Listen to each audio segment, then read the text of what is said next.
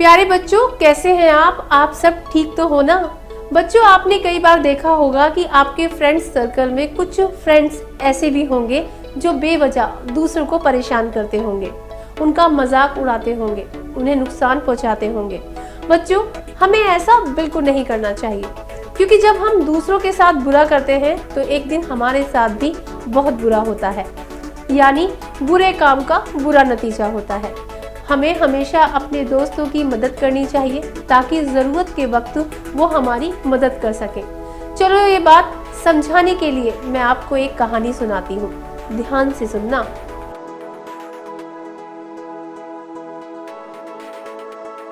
बच्चों, बहुत पुरानी बात है। धर्मपुर गांव के पास एक घना जंगल हुआ करता था।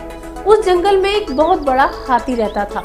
वो हाथी बहुत ही खतरनाक था। वो जंगल के सभी जानवरों को अपनी ताकत के दम पर परेशान करता था। धीरे धीरे जंगल के जानवर हाथी से डरने लगे, उससे परेशान रहने लगे। एक दिन की बात है कि हाथी ने मस्ती करते करते सियार का घर तोड़ दिया। ये बात जैसे ही सियार को पता चली, वो गुस्से में भड़क उठा। उसने जंगल के सारे जानवरों की एक अर्जेंट मीटिंग बुलाई। सारे जानवर इस सभा में शामिल हुए। सबने योजना बनाई कि सब जानवर साथ मिलकर हाथी को मजा चखाएंगे।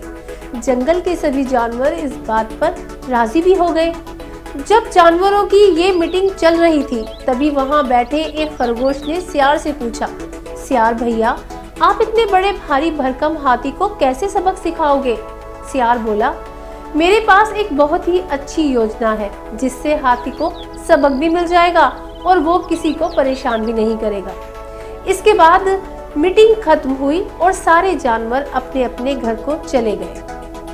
कुछ दिनों बाद सियार हाथी के पास गया और बड़ी मिठास के साथ बोला, हाथी महाराज, जंगल के सभी जानवरों की इच्छा है कि इस बार आप हमारे राजा बनो। सारे जानवर आपकी सेवा करना चाहते हैं, आपसे बात करना चाहते हैं।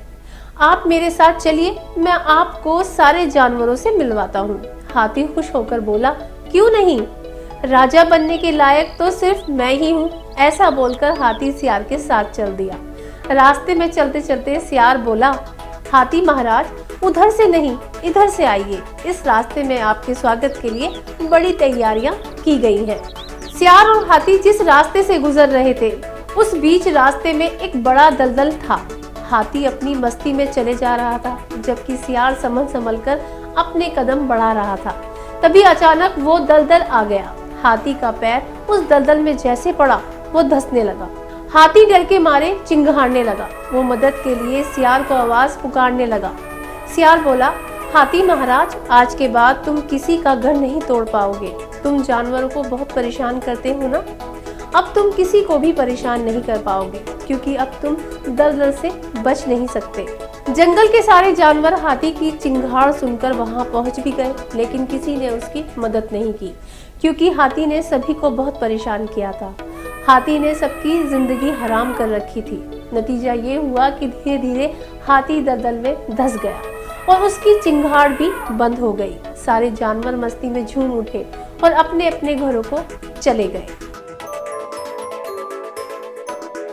तो बच्चों, कैसी लगी आपको ये कहानी? बच्चों, ये कहानी हमें बहुत बड़ी सीख देती है। बच्चों, हमें अपनी ताकत पर घमंड नहीं करना चाहिए, ना ही किसी को बेवजह परेशान करना चाहिए, क्योंकि बुरे काम का बुरा नतीजा होता है।